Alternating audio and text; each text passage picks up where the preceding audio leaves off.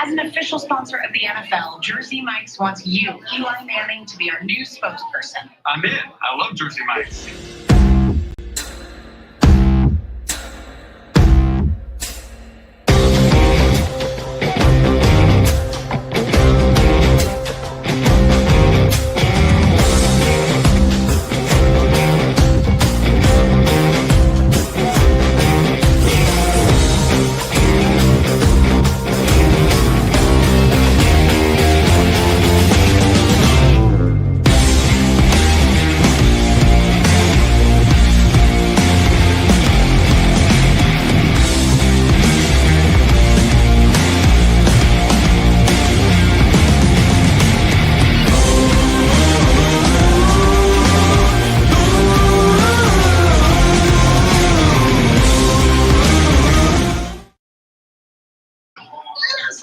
Just like how they drew it up, right?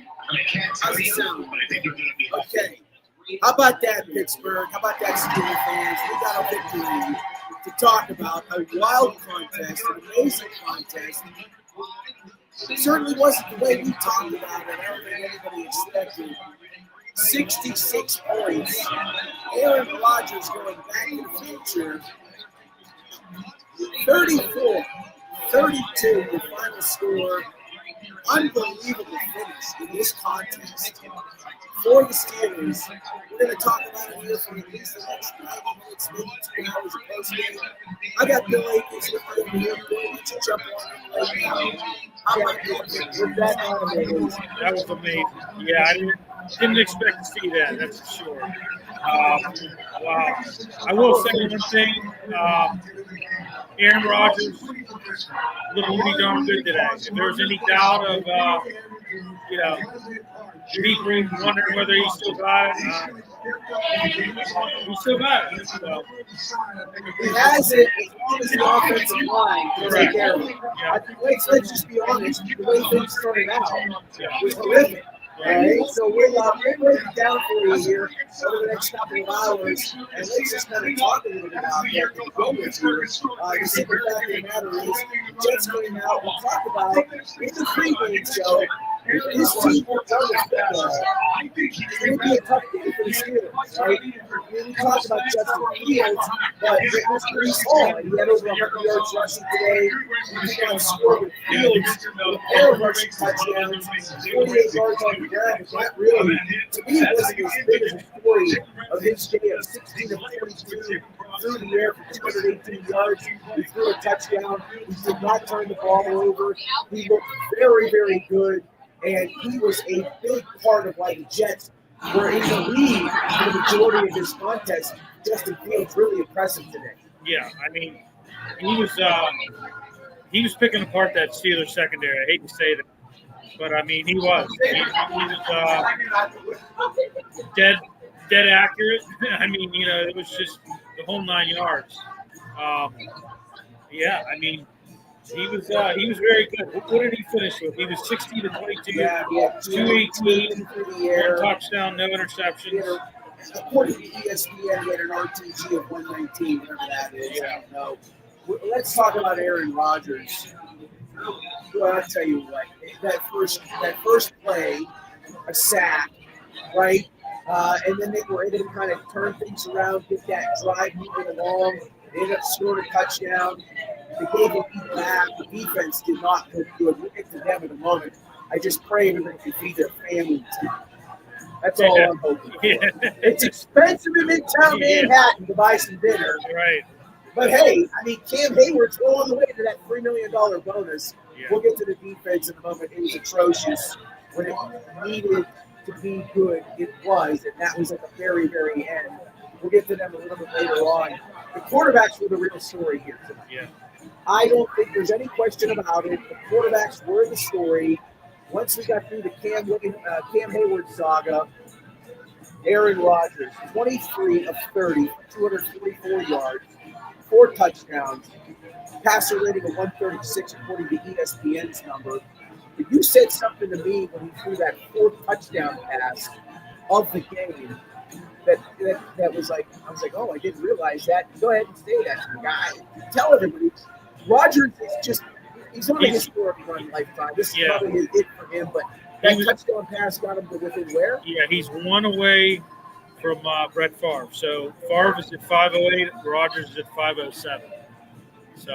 So again, this guy, we were worried about him being upright. First play of the game, you're like, oh my goodness, he's getting knocked down. It's not going to go well. All of this chaos, and then they're able to, get themselves downfield and score, and he looked amazing. Roger Jones gave up a sack. I think it was somewhere in the third quarter. We were shaking our head. We were really worried about that. But the truth of the matter is that Aaron Rodgers was fantastic today. He got enough protection, and when he has protection time, boy, he looks sharp. He really, really looked sharp, and he knew where he was putting that football virtually every single time. Yeah, and getting back to Broderick Jones, I thought overall he did pretty well. He did give up that one sack, but hey, that was a matchup we knew it was going to be difficult for Broderick going against McDonald. McDonald posed force, and but I mean, overall, I thought he passed blocked pretty well. I thought he did what he needed to do, and I think the line overall was pretty decent. I mean, right? I mean, they did give up 4 sacks, but there's things they got to work on. Right, they're going to give up sacks in the course of the game. I think there's 4. Yeah. As I've said, and over the years, it's been pretty apparent as I'm watching this Tampa Bay Atlanta game unfold with a parlay on the line. The simple truth is, the offensive line did enough. They did enough to keep him safe, where he could make good decisions, and the receivers.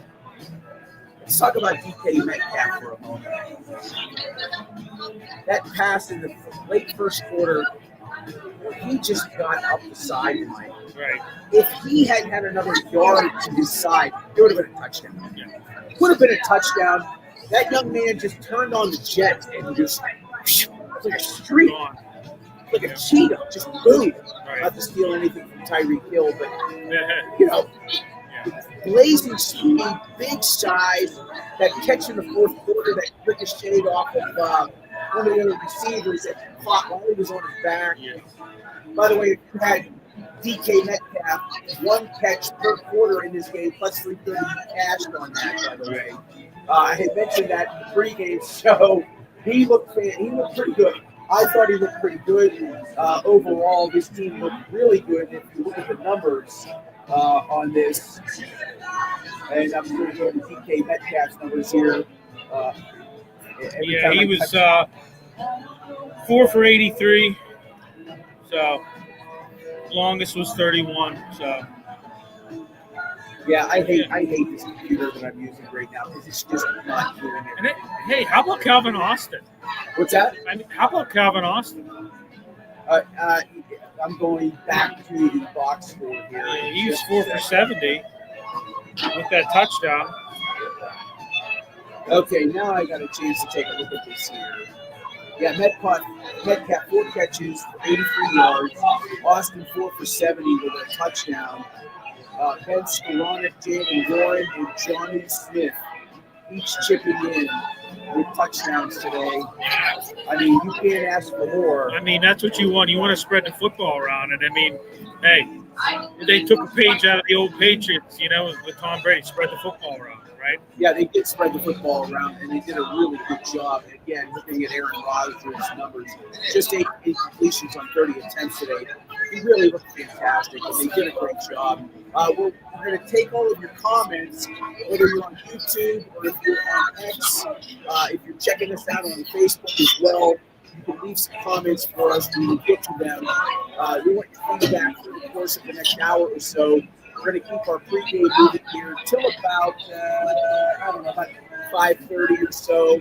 We'll do a little over an hour tonight, and we'll expand pregame or postgame show as the season progresses along. We're at the North Park Lounge in Richmond. We're at also the Hilltop Events Center. John Phillips, Bill Akins. We're excited that you can join us for an amazing postgame show, quite frankly. A wild contest, 34-22, your final score. The Steelers somehow get victory today and they are now 1-0 on the very season. Let's go to the defense. Where do you begin with the horrendous play of the more same from the end of last year? The run defense has just been awful, right? Yeah, just awful. The Jets ran for 182 yards. Conversely, the Steelers just 53. They outgained the Steelers 394 to 271. So it was definitely a lopsided in those terms, and the Jets were in the lead for the majority of the game. They led it in the first quarter, they led it in the first half, they led 3 quarters, but 17 points by the black and gold in the second half was enough to get them the victory today. 34-32 the final score, but not a good look by the defense today. I mean, Brees Hall ran all over. I mean, it was just, there was holes there. It was just, tackling I thought was bad. I thought that overall they were just secondary. You look at Fields. I mean, they gave up. There were some big plays, big passing plays they gave up as well. So, but yeah, we got QM and chiming in. That D, yikes. Yeah, I agree. I mean, it was porous. Well, listen, they've got like 11 or 12 million still under the cap. They need to get somebody else to fill in somewhere. Yeah, they were bad. Yeah. They were bad defensively. It's hard to argue against a team that obviously has improved from last season. I mean, they were a 5-win team last year. The Jets were horrible last year. But if you're New York, and again, it's hard to take solace in loss, right? You want to win. Boy, if Justin Fields plays like this all season long, they have themselves a young quarterback that might be able to help them down the road. And they, as Zig said in the pre-games, they've been searching for a quarterback since Joe Wilson aged. Right. And he looked extremely good today. They didn't put him in bad slots. They were up early. That helped them out. And that helps a young quarterback like that that's looking for some positives and doesn't have to play from behind. And he did not play from behind other than in that first quarter when the Steelers came back into the 7-3 lead. Yeah, agreed. I mean, I would have never guessed that this game would have, taken this form. I would have never guessed it. So. Yeah, I don't think anybody did. Certainly, we were talking about the under 37.5 lead block. And it was, 66 points. Right. We expected like a 13-7 game. I mean, we didn't expect 34 to 32, that's for sure. Yeah, you certainly didn't expect 34 to 32. Jalen Ward, he did not start the game running the football. He started with Kenneth Gainwell, who came over from Philadelphia. 11 for 37. He had a couple of explosive runs, but he was held to an average of 3.4 yards per carry. And my friend, I just had 4-leg parlay. How about that? How about some scumbag degeneracy here? What a day. We put that parlay in live just after kickoff.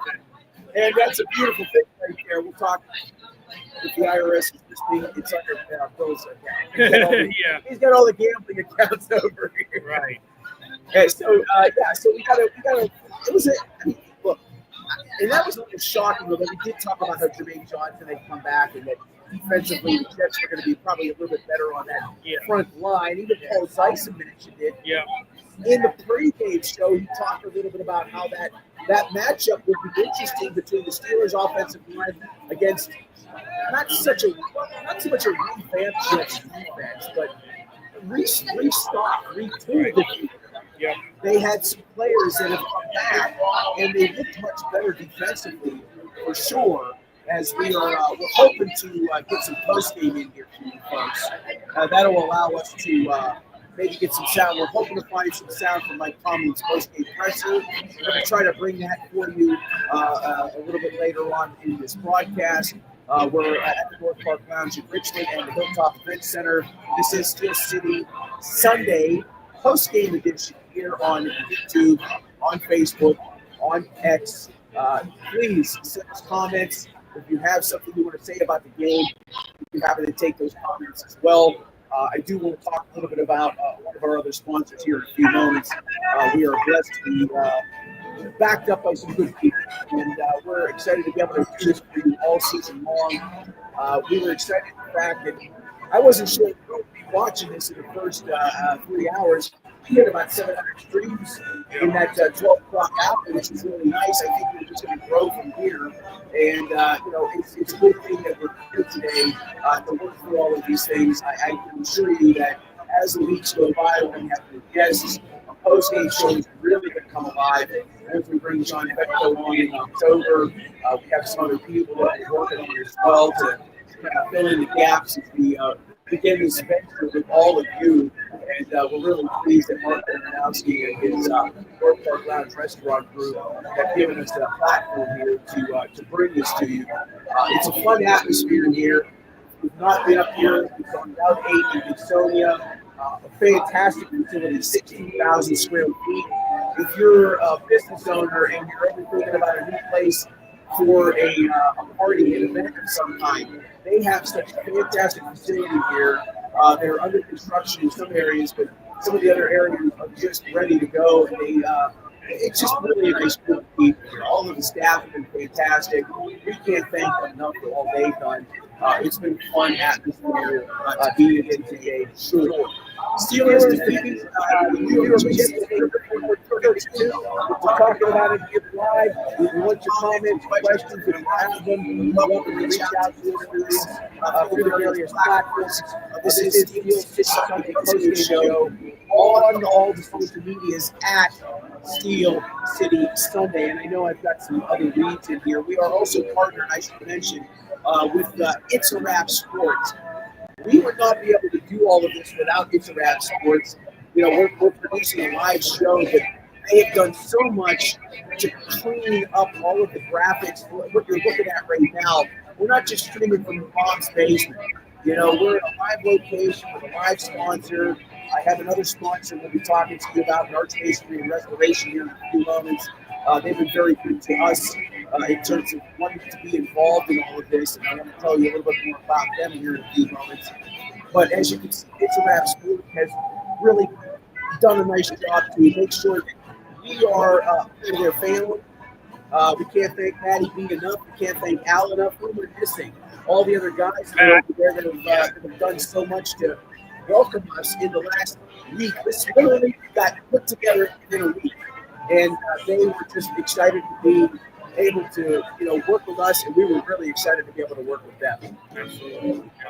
Yeah, tell everybody about It's a Wrap. You've been working with them a little longer than I have, that's for sure. Yeah, I mean, like I said, they, we're on their network, and they've done a phenomenal job, working with some of the technical things that we, I guess, lack of knowledge somewhat, with creation of different graphics and videos and things like that, and they do a hell of a job with that, Pat and Maddie B and Al. So, but and you know what? They got some good shows too. I mean, I know they're across the state, in the wonderful city of Philadelphia. They got some good shows over there too. They got some good writers.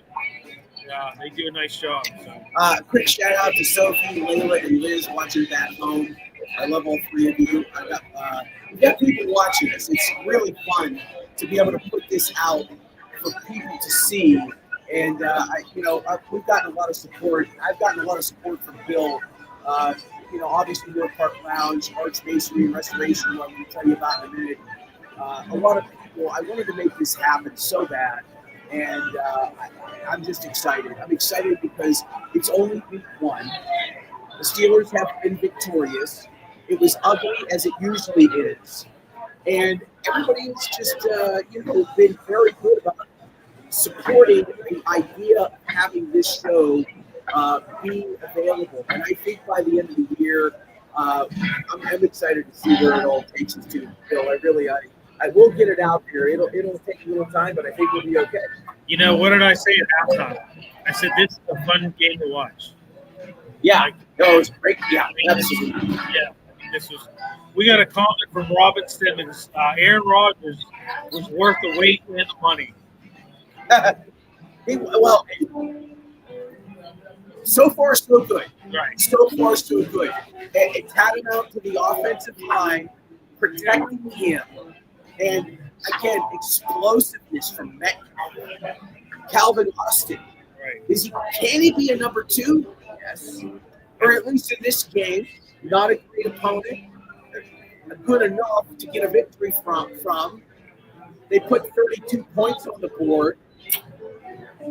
So, Aaron Rodgers, for the value of what you're getting him for, and if I remember correctly, when he went to New York, it was like in the $35 million range. It might have been a bit more, even 2 years. I think he got closer to 40, to be quite honest with you. For what we're getting with that, I think it's $13 million. Right. I mean, 4 touchdown passes, looked extremely sharp, gave up a couple of bad sacks. They didn't snap him into little pieces. That was a big concern right there. I mean, just right off the bat, it looked like a more fluid offense. Yeah. I mean, it just, they didn't, stammer and stutter like they have in recent years, where it's just, ends up in a 3 and out, and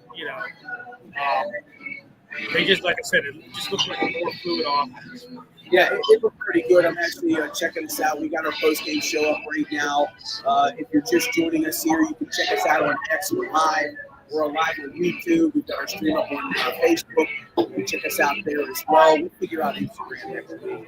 Hey, it's a new operation. I'm just doing the best I can here, folks. We're 2 people trying to do work at 20, right? That tends to be how it is these days, but that's all right. We're welcome and up to the challenge. I guess I want to talk about Chris Boswell. I guess it isn't said enough. And, he didn't get the money he was looking for, right? He was asking for money in the offseason. They didn't give it to him. And what does this dude step up and do? He bangs out 2 field goals today, okay? He bangs out 2 field goals today.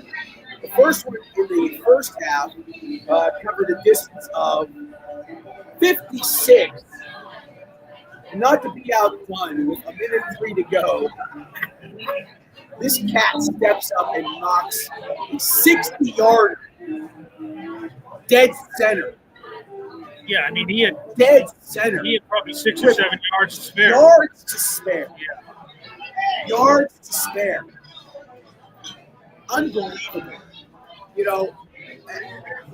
I go back to Gary Anderson, who is arguably the greatest kicker this franchise has ever seen, right? Second most points in NFL history.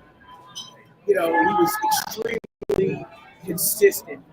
But Chris Boswell, he's etching himself a fine career in a position that does not get the type of hype, right, that it might deserve. Kickers are not athletes. Not true. But they're always your highest scorers. And they are there in the winning moments more often than not than any other player. Correct. Than any other player. And that's something that should be said about a guy like that, or anybody who kicks for a living.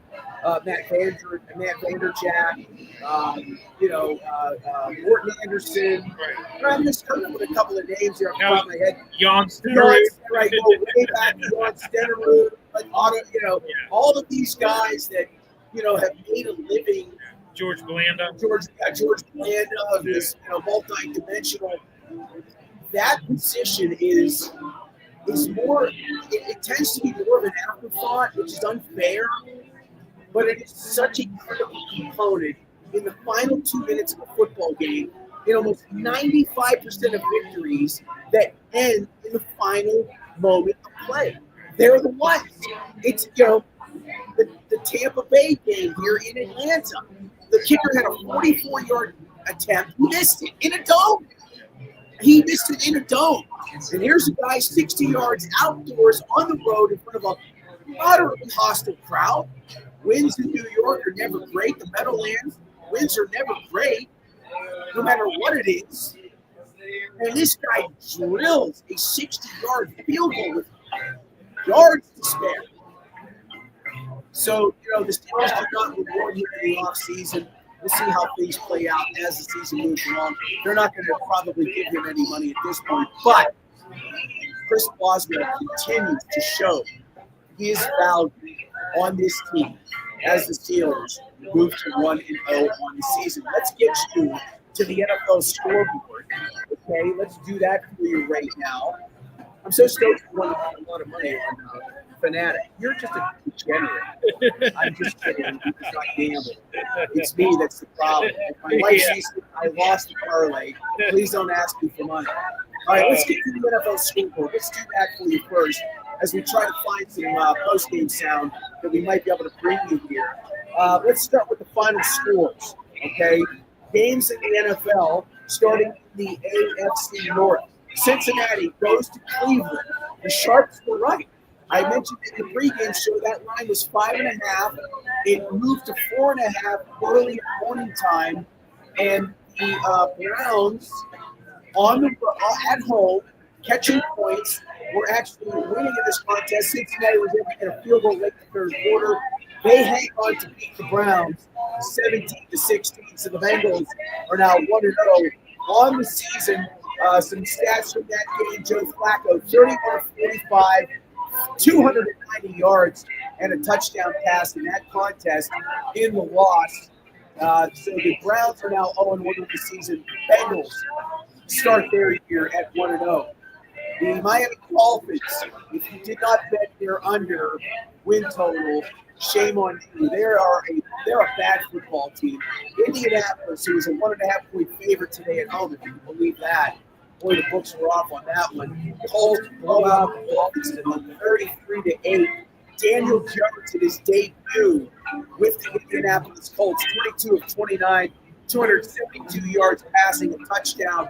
Jonathan Taylor, 18 carries for 71 yards in the victory. The Colts easily 33-8 today. The Raiders. I said the Raiders over 6.5 wins in the pre-game. They go on the road, 2.5-point underdogs. They defeat the New England Patriots by a score of 20-13. New England was up 10-3 at the half. The Raiders scored 13 unanswered. They hold off the Patriots to start their season at 1-0. Geno Smith, who has moved from Seattle to the Las Vegas area, 24 of 34, 362 yards and a touch.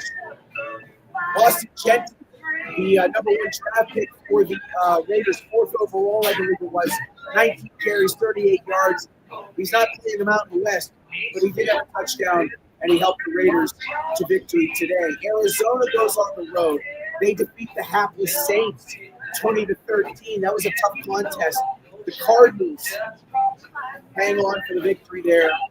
Spencer Rattler, 27 of 46 for 214 yards in the loss. It was a decent day running the football for Trey Benson for Arizona. He carried the ball for 69 yards on the afternoon, on 8 carries in the victory. The Cardinals moved to 1-0 on the season. Saints fall to 0-1. We talked about the Steelers' victory over the Jets. More on that in a moment. Washington Commanders, they were in the NFC Championship game last year. A lot of hype around Jaden Daniels. He delivered today 19 of 30, 233 yards and a touchdown as the Commanders had little problems with the New York Giants. 21-6. Commanders were up 7-0 after a quarter, 14-3 at the half. They never trailed in this game, and they won the game very easily. They are now 1-0 on the season. A couple of the early games are still lingering around right now.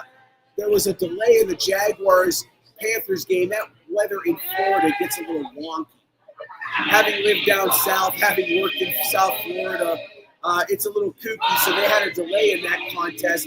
It's the only early game that is still being played right now. No scoring in the second half. Jaguars 20, Panthers 3. About 8 minutes to go in the fourth quarter. Trevor Lawrence, very workmanlike so far. 18 of 30 in the game for $173 and a touchdown. Travis Etienne has gone over 100 yards rushing with just 12 carries in that contest. Let's go to the 4 o'clock games, the late games, if you will, in the late window. Titans and Broncos from the Mile High. 2 minutes to go, first quarter. That game is tied at 3 apiece. They just started the second quarter from Seattle. The Seahawks, who are in the red zone, trail the 49ers by a score of 7-0. Brock Purdy has a touchdown pass in this one, 6 of 7, 66 yards so far in that contest. The Packers and Lions. Boy, is that going to be a great game. We talked a lot about that, or at least some of it. We mentioned in the pregame, Packers 7, Lions nothing, about 7 minutes to go in the first quarter of that one. Jordan Love, 6 of 8, 65 yards. He has a touchdown pass in this game. There is one other contest in action on the late card. That's the Texans and Rams. 8 minutes to go first quarter. From SoFi, it's scoreless. Rams and Texans. Matt Stafford, 4 of 6 for 20 yards in that game. We are at the North Park Lounge, Richland, and the Hilltop Event Center right here on Route 8 in Gibsonia. John Phillips.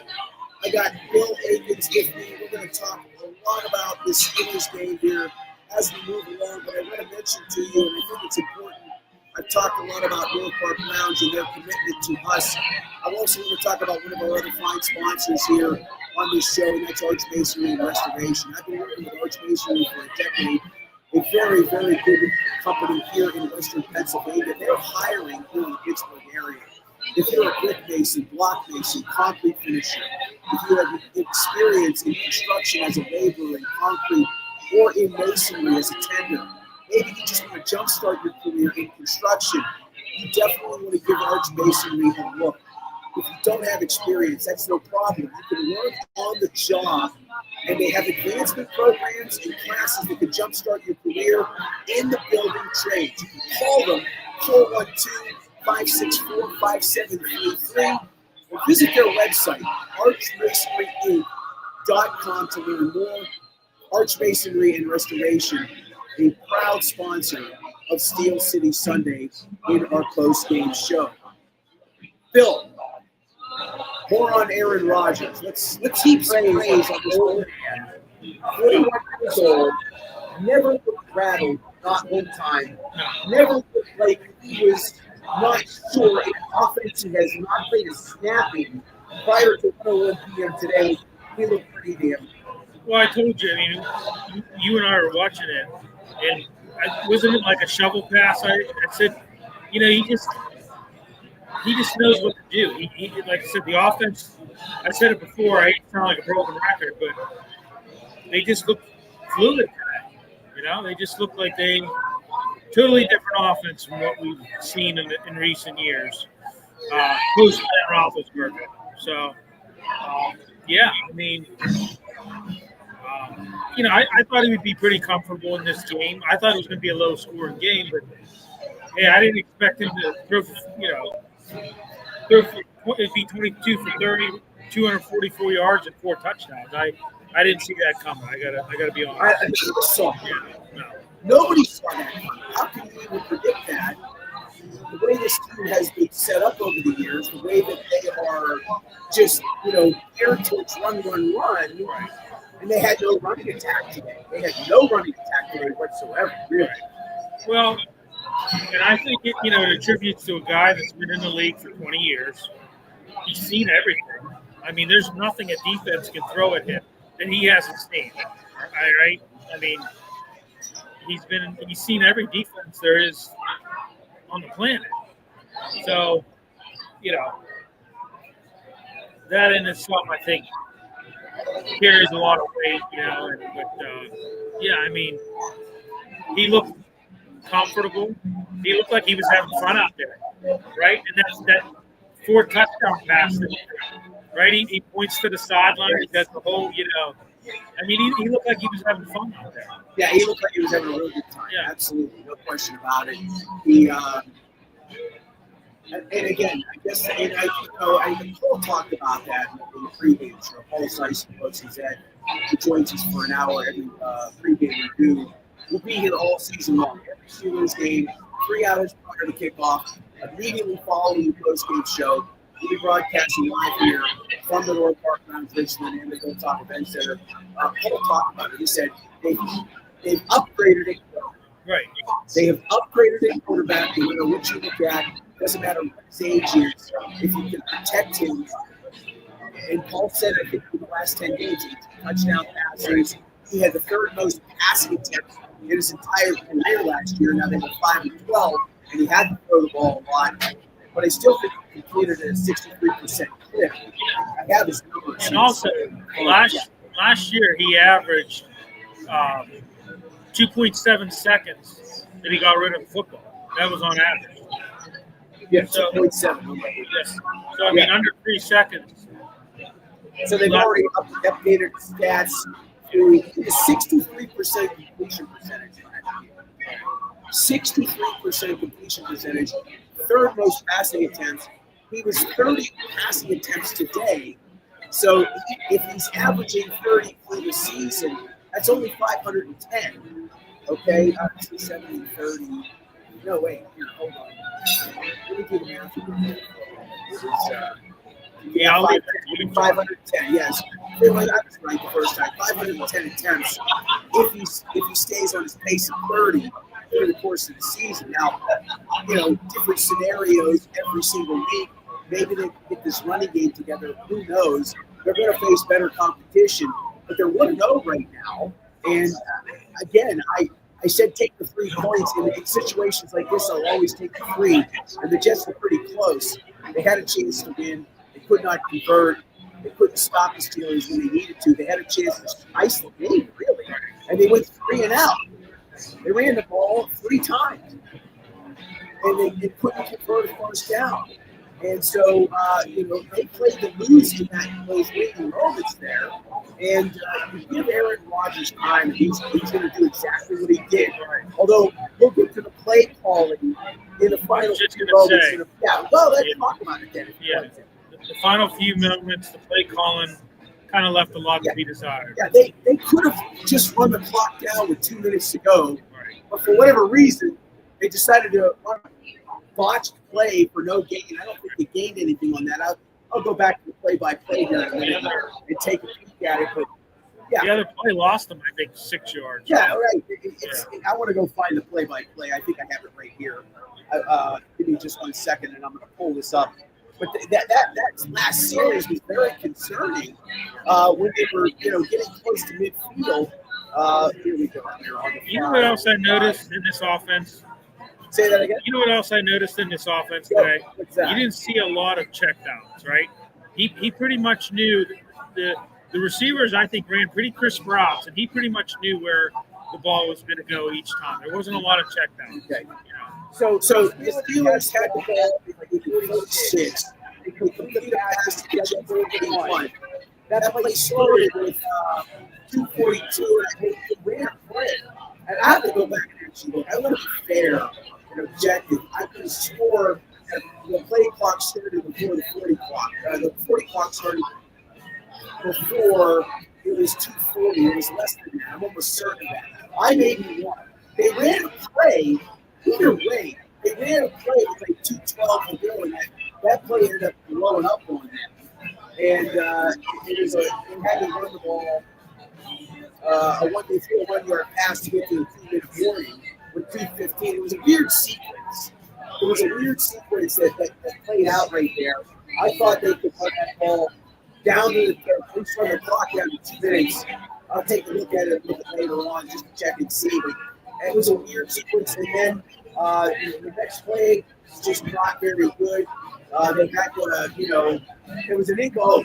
The second pass was behind the line of scrimmage, which I hate. I hate plays of that nature. Look, I understand you got to come up with all kinds of plays, but you need to get downfield and get your kickers some extra yardage.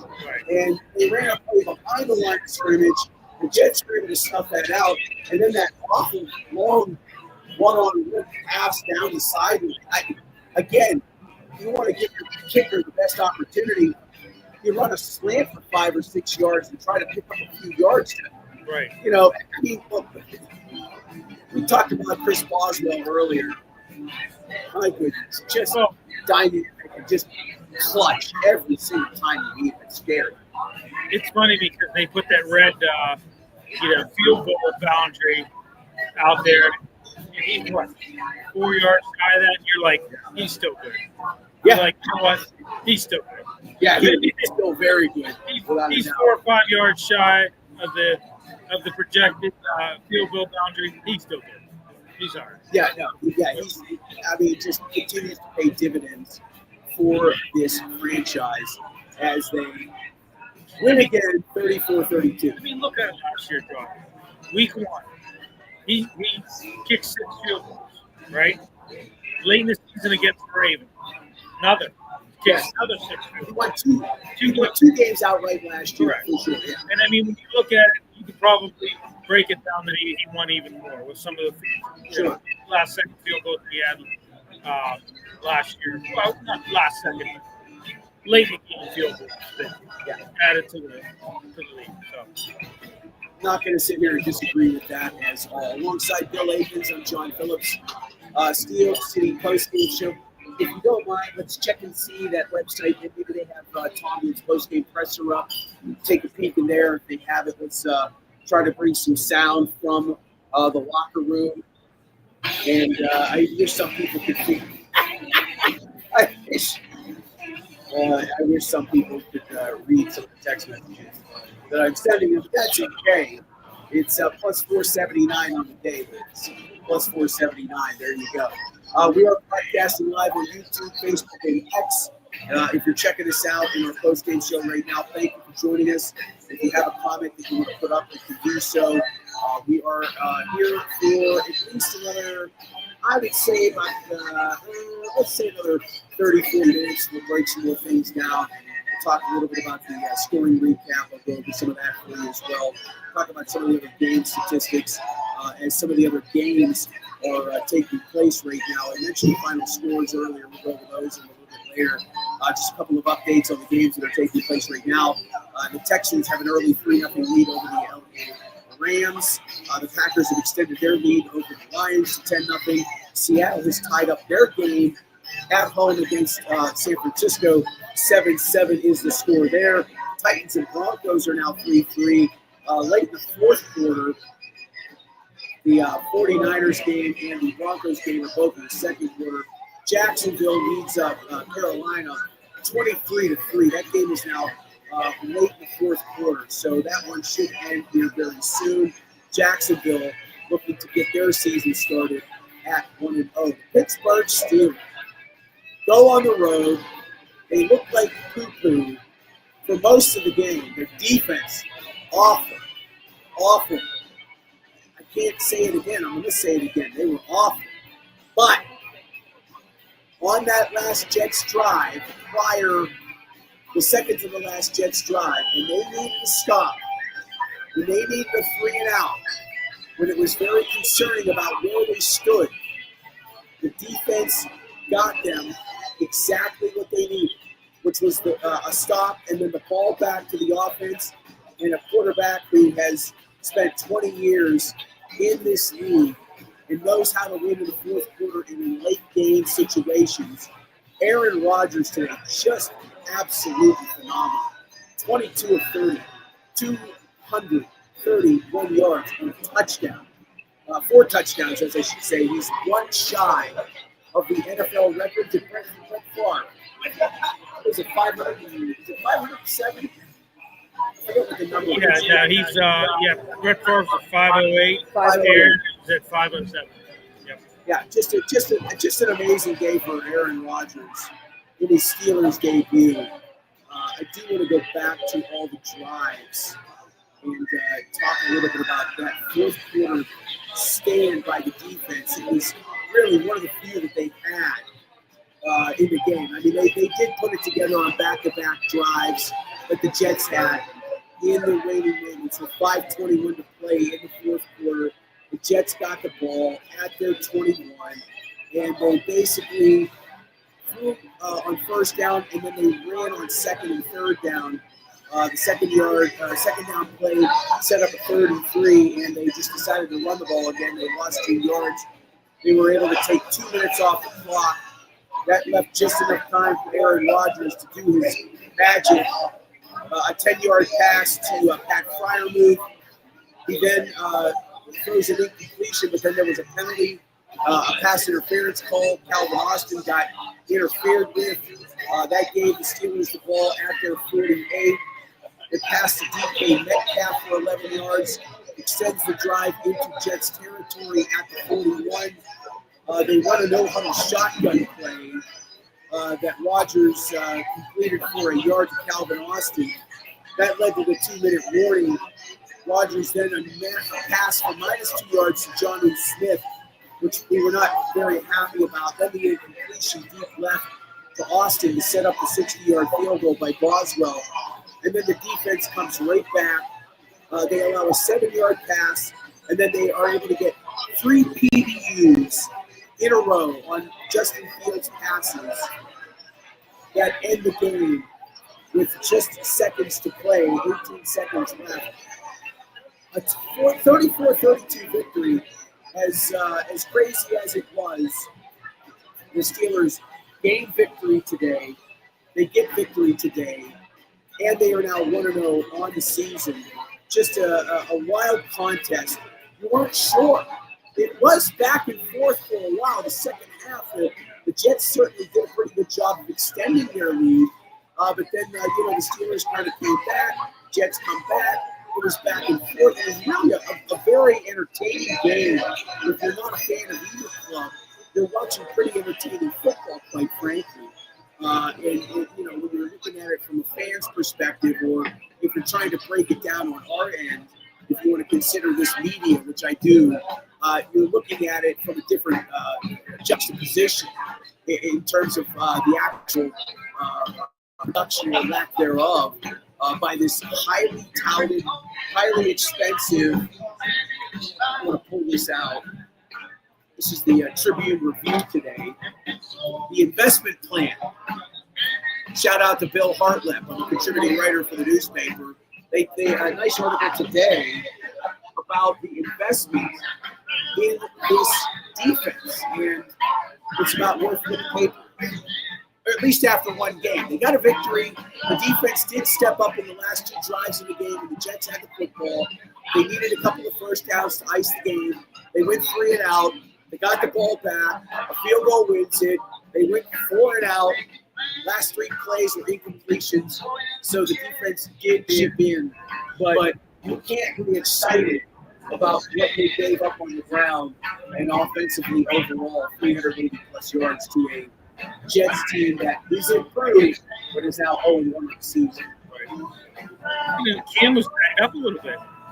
That one play in the who was it? He was on the goal line.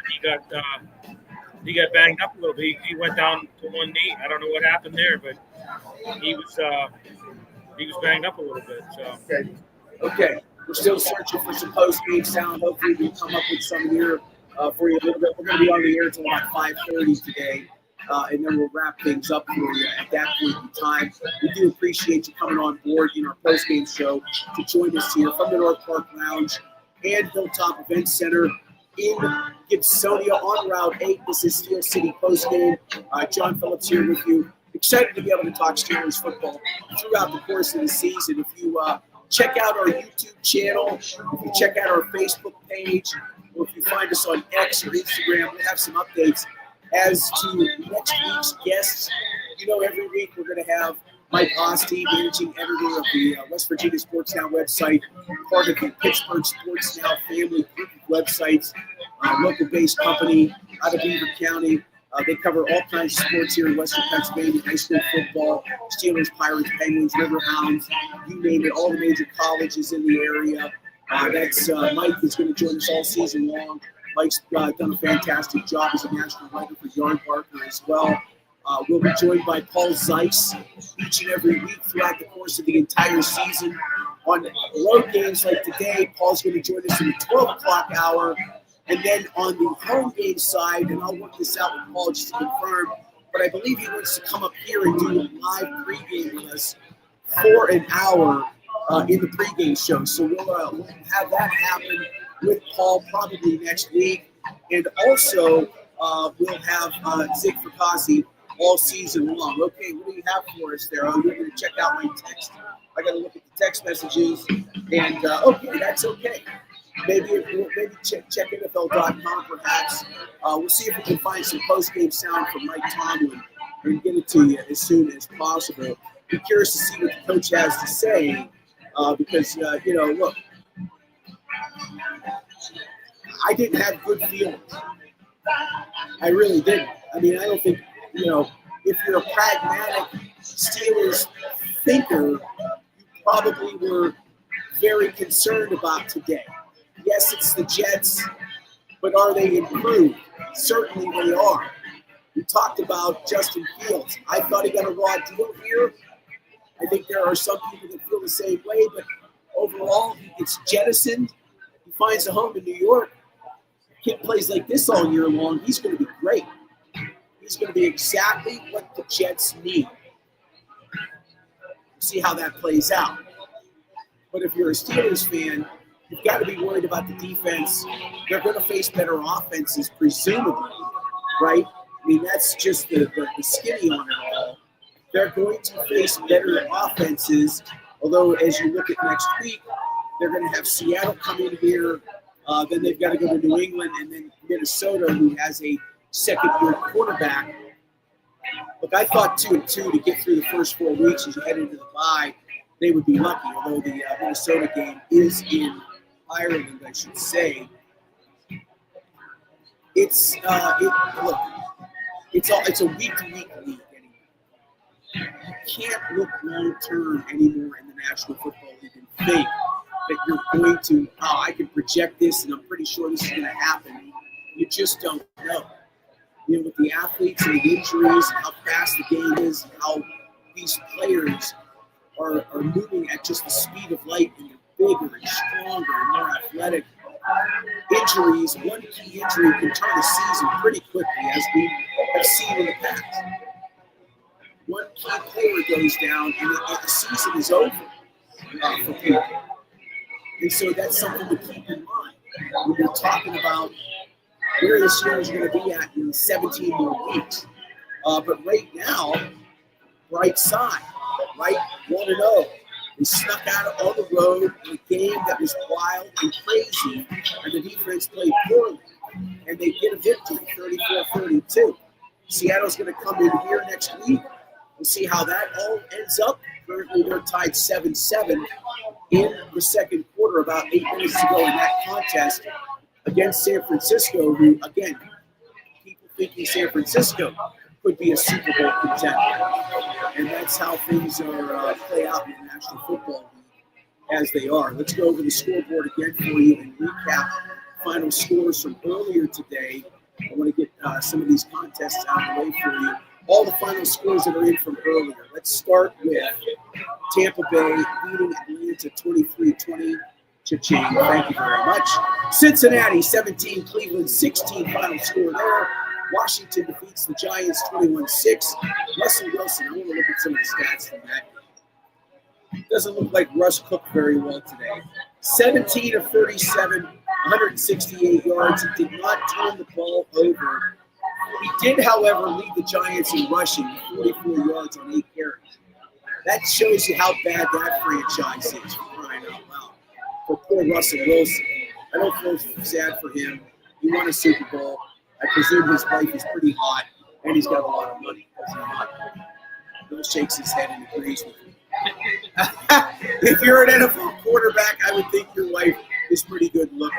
Although I'm hitting above my average, quite frankly, and I don't play in the NFL.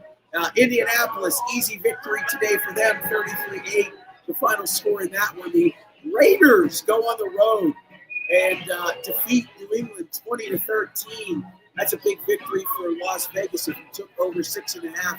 As I mentioned in the pregame show on their season total, you're off to a pretty good start right there. Arizona goes on the road. They beat a very bad New Orleans Saints team 20-13. Of course, a couple finals from earlier this week. The season opener, Philadelphia 24, Dallas 20. The Chargers of Los Angeles defeat Kansas City and Sao Paulo, Brazil, Friday night, 27-21. The late games right now, Houston has a 3-0 lead on the road against the L.A. Rams. Detroit getting beat by Green Bay in Lambeau, 10-0 is the score there. All these games are now in the second quarter, by the way. Detroit with the football at the Green Bay 30. A lot of time left in that second quarter, about 13 and a half to go. But they are down 10-0. Denver and Tennessee from Mile High, 3-3 the score, 8.5 minutes to go, second quarter there. San Francisco and Seattle with about 6 minutes to go in the second quarter of that game. In Seattle, 7-7 to score. San Francisco has the football, 1st and 10 at their 34. This is Steel City Sunday postgame show live from the North Park Lounge, Richland, and the Hilltop Event Center. Please, you can be joining us here on YouTube, Facebook, Instagram, and X. We're breaking down the Steelers' victory today. They win 34-32, a big victory. I mean, in the waning moments, it played out as it usually does for the Steelers, needing a field goal late. Chris Boswell is able to come through in the final moments, and he gets this team the victory. Aaron Rodgers, 4 touchdown passes. He's one shy of tying the NFL record that Brett Favre has at 508 for his career. We'll see if he can get to that mark and then break it next week. A really, really gutting effort by this team that hung in there. Offensively, it was not a great day.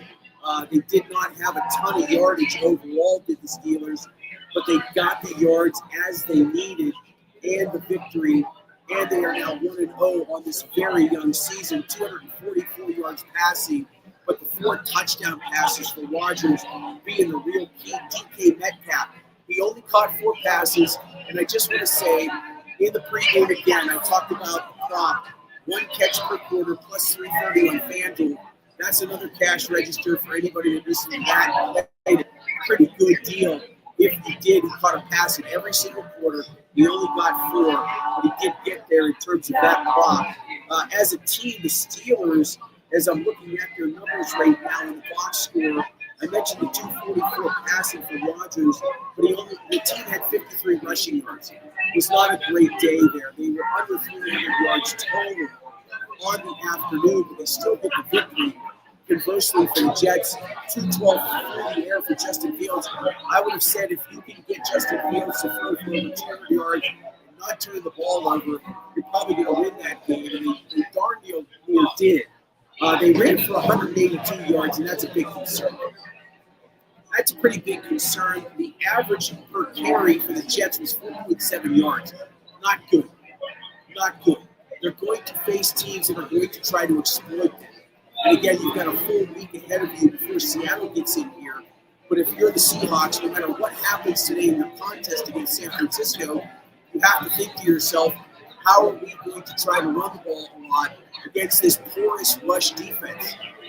Nothing has been figured out since last season's disastrous playoff loss and the disastrous 4 games prior to that, where this team completely fell apart. The wheels came in. Everybody running the football, just scoring at will. And that was the case again today until the last 2 drives of the game, when the defense did step in and managed to get a 3-and-out and then a 4-and-out stop to end the contest. Can't have that every week. Cannot have that every week. They allowed a lot of yards on the ground. Breece Hall chewed them up for 170 yards on 19 carries. He averaged 5.6 yards a pop. Fields himself was 4 yards a carry, 12 for 48.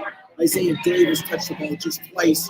He ran for 18 yards. That's 9 yards a carry.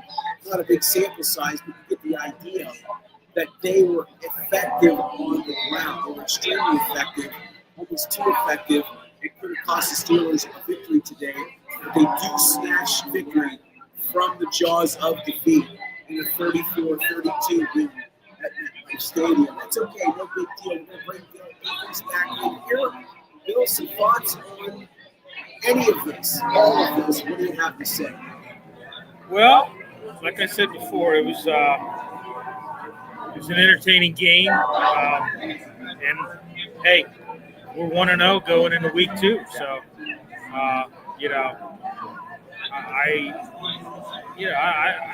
I'm impressed with the offense. I think the offense, like I said, they look good. Everything looks smooth.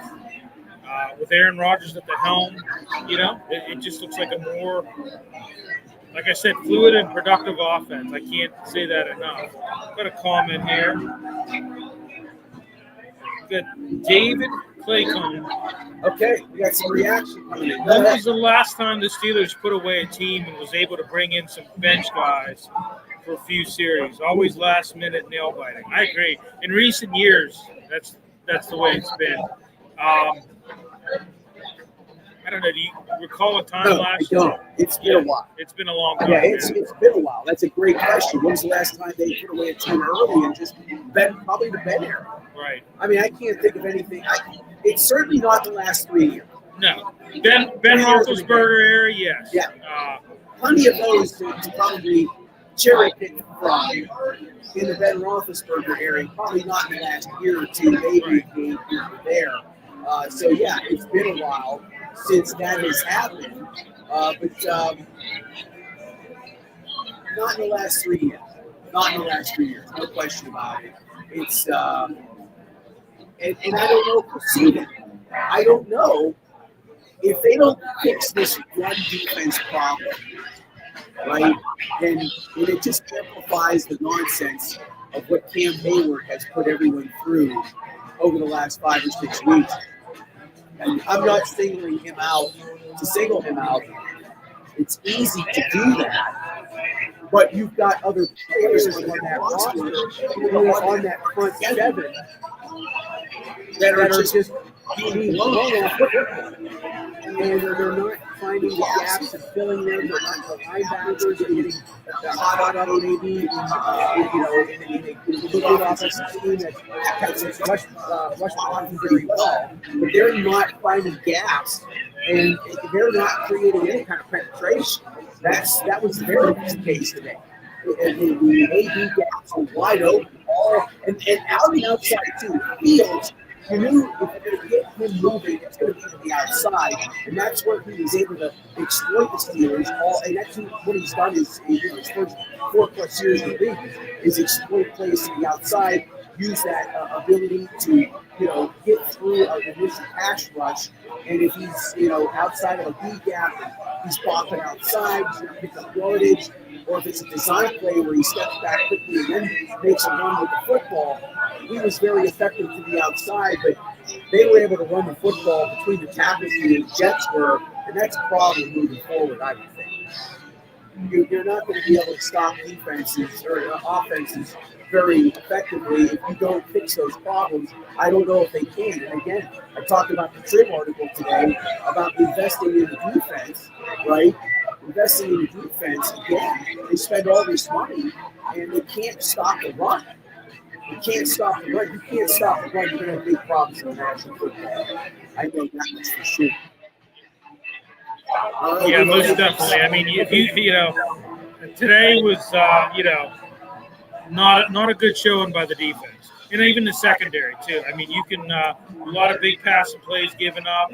Obviously, porous run defense. I mean, and they got to get that. They got to get that tightened up. So yeah, let's hope they can do that. That's going to plague them all season. I don't want to hold out any hope, to be quite honest. Right. I mean, look, we have what we have at this point. There's nobody out there that's sitting there waiting for a call. There's nobody from practice squad you're going to go find that's probably going to be able to help you in any significant kind of way. You have what you have. You just have to scheme better. And we talk about, people on the hot seat. It's not the head coach here in this city. It's the coordinators. Right. It's the coordinators that are on the hot seat. Yeah, like Terrell Austin, he's going to get the blunt of the blame for what happened today. I mean, obviously they won, but like I said, not a very good defensive performance. So we got RJ Generosity checking in via Facebook saying this coach is the worst ever. I don't want to hit Tomlin too hard. Okay, it's week 1. And look, we can talk about a couple plays at the end of the game and how they're running 2-minute offense and say, well, why? In those situations, they're making decisions on the fly. And again, I'm not a Tomlin apologist by any stretch. If anybody has had a hammer out and hitting him over the last 7-8 years, it's been me. And I appreciate your comment, RJ.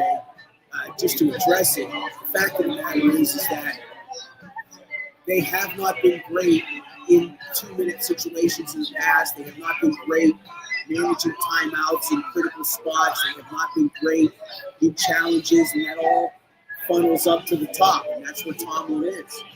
And so, I don't want to sit here and say bad things because they got a victory today. They got a victory in a game where they were behind most of the contest. They played from behind for the majority of this game. And so Mike Tomlin has to get some credit there, where credit's due. Whatever they were able to do schematically, defensively in those last 2 stops, they got exactly what they needed. And as far as the 17 fourth-quarter points, Art Smith and his players got it together.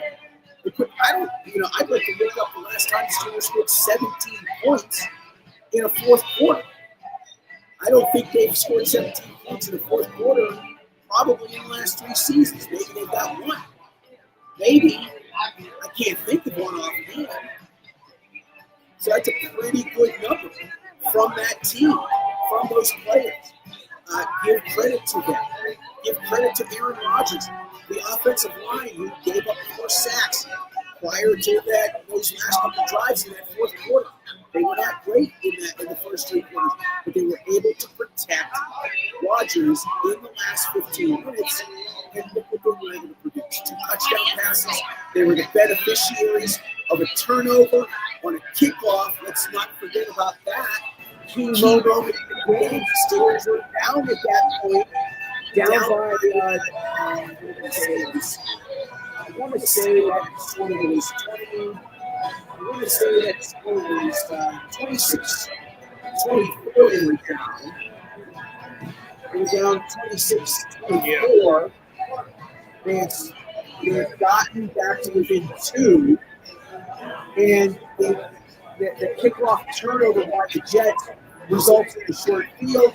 It resulted in a touchdown pass to, I want to say that touchdown pass went to Calvin Austin. I'm pretty sure it was.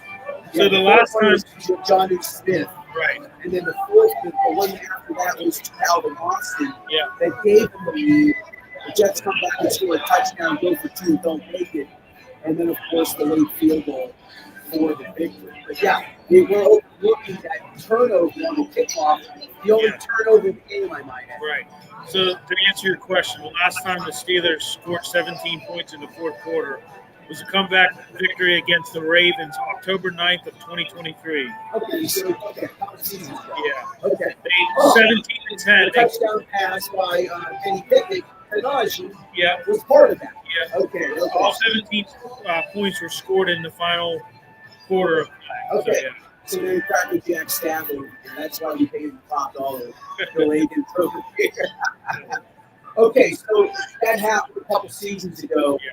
You know, they're few and far between, is what we're Right. trying to say. They're few and far between. So that was probably a season and a half ago. You know, you go to 24 games without scoring points in the fourth quarter. You want to go out and look and see how many other teams have done it prior to then, or maybe a couple of times prior to then. You know, if there's anything about the National Football League, I'll say this. The action's always in the fourth quarter in a lot of these games. The action is in the fourth quarter. You get a lot of yardage. You get a lot of points in games of this nature. They all come back in the last 15 minutes. It's back and forth. Defenses are stretched. Offenses are trying to exploit the things that they see that they can exploit. And, you know, the end result is what you're seeing right here. A wild contest, 66 points, 29.5 points over the Vegas posted total of 37.5. It closed at 37.5. ended at 66, so 28.5 points off the total number. Boy, if you would alt line that, well, I get into these alt lines where if the total's 38.5, and I think there's going to be a lot of points, I'll say there'll be 48.5 points, and then you get a really good money line number that juices up your parlay. But I live paycheck to paycheck. I don't know why. It's nice to hit a parlay every once in a while. I'm not going to lie to you. And we knocked one out today in week 1 of the season. So that always makes Mama happy. Yeah, I want to throw a stat out here. Sure. So we're looking at first downs, passing first downs. Steelers 14, Jets 9. Rushing first downs. Steelers 2, Jets 13.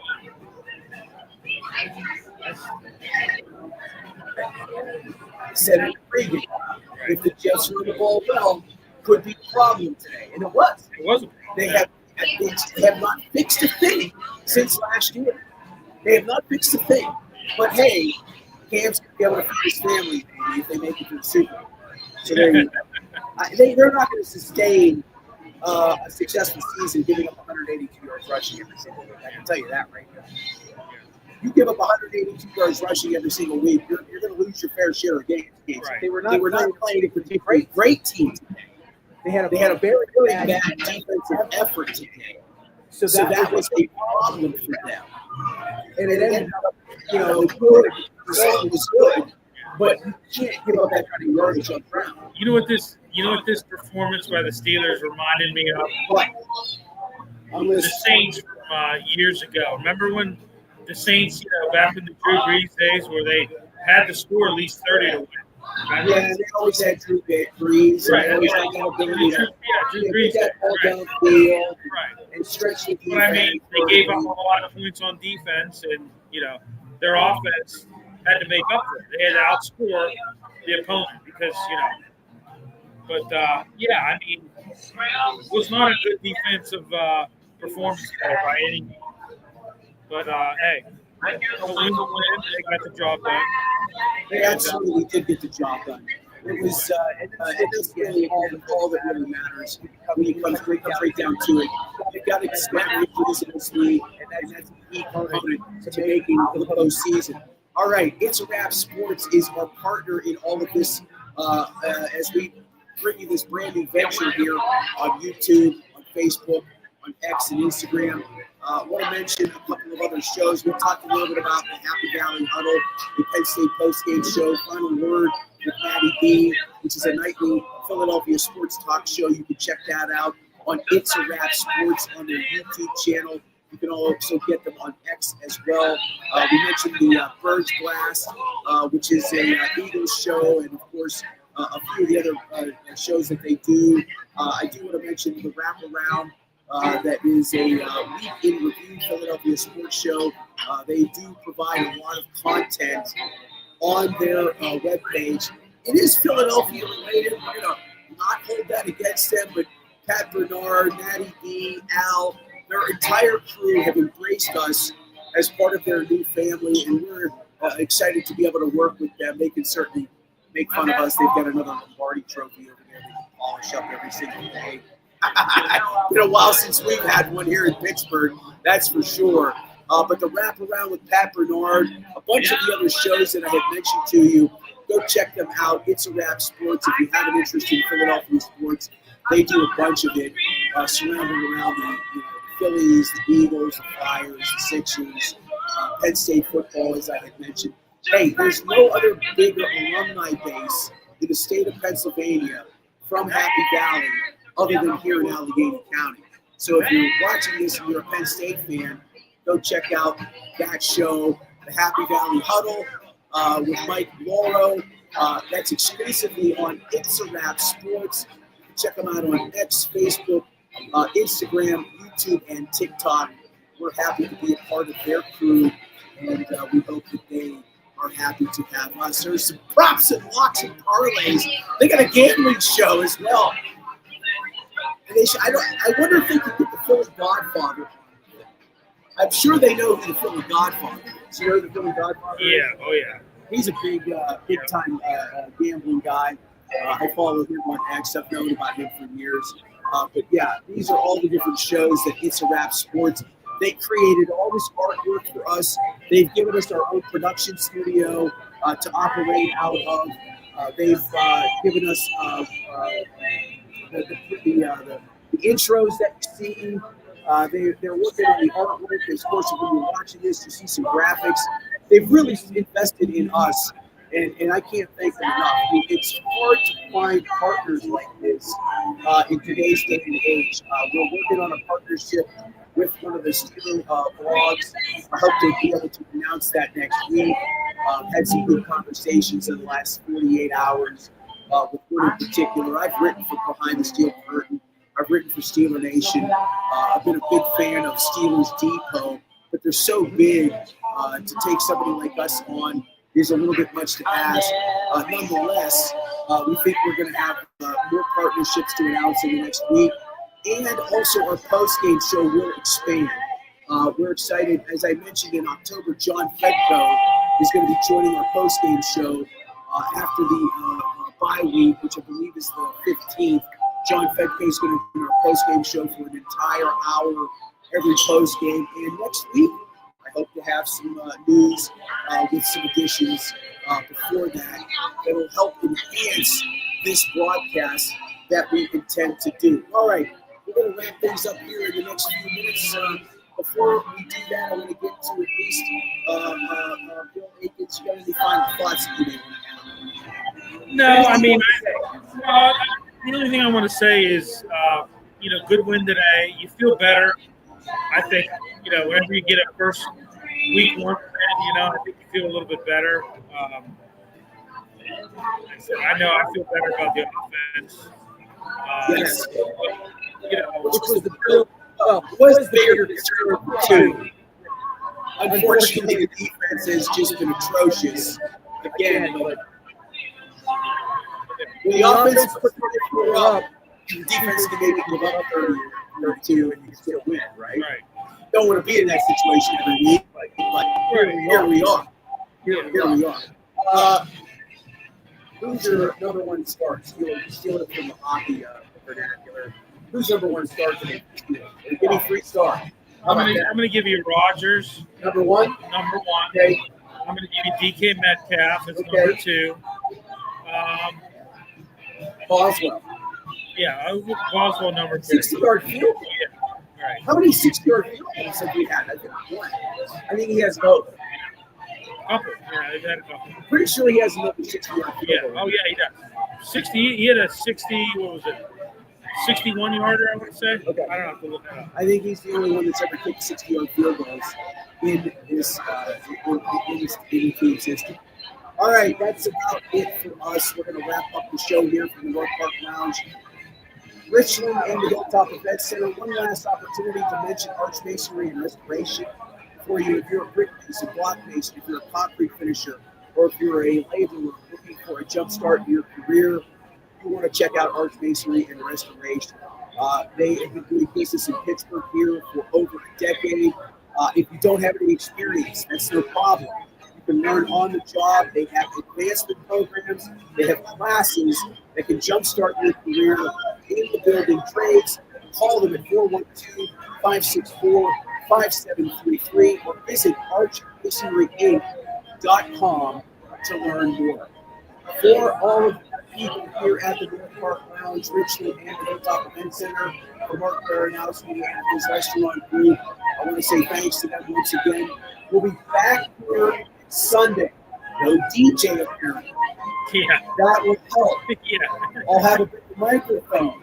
Although this microphone isn't working too bad when there's no DJ. Yeah, and was it just me or did they have a loop of different songs? Because I swear to God, I heard Bohemian Rhapsody like 4 times. There was a bunch of Welcome to the Jungle. We heard that a few times.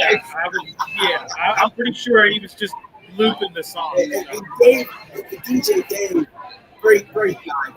I just want to say great guy. Worked with us as we worked with him. Everybody has been fantastic.